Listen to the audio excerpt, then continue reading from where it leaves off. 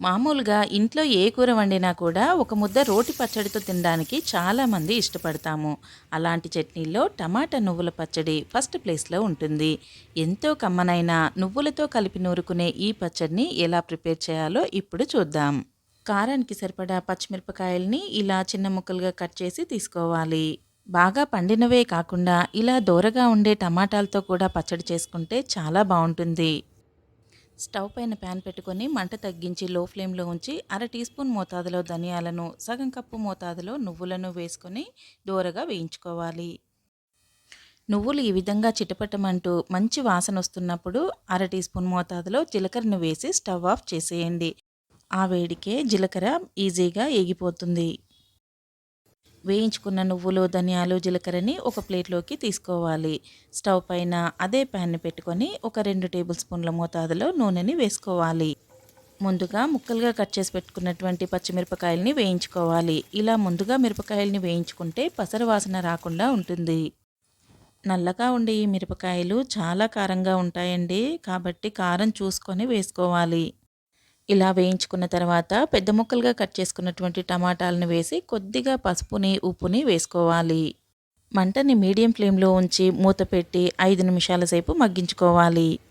5 నిమిషాల తర్వాత మూత తీసి ఒకసారి బాగా కలుపుకోవాలి. ఇలా దోరగా ఉండేటటువంటి నాటు టమాటాలు కొంచెం ఎక్కువ పులుపునే కలిగి ఉంటాయండి.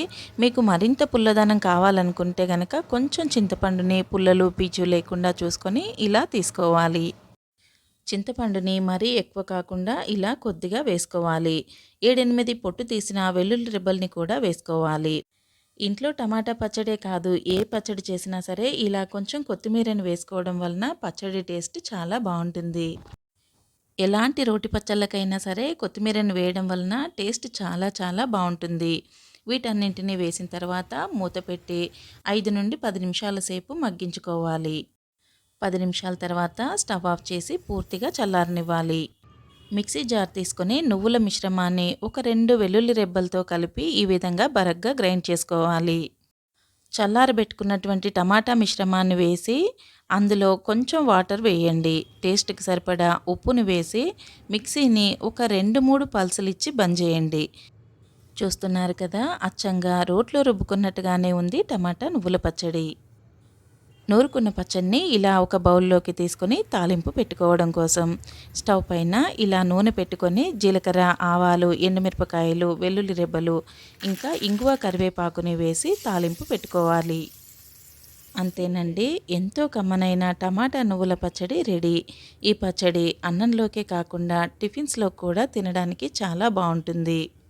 అన్నంలోకైతే ఇక చెప్పక్కర్లేదు. మొత్తం అన్నం అంతా కూడా పచ్చడితోనే తినేసేంత కమ్మగా ఉంటుంది పచ్చడి.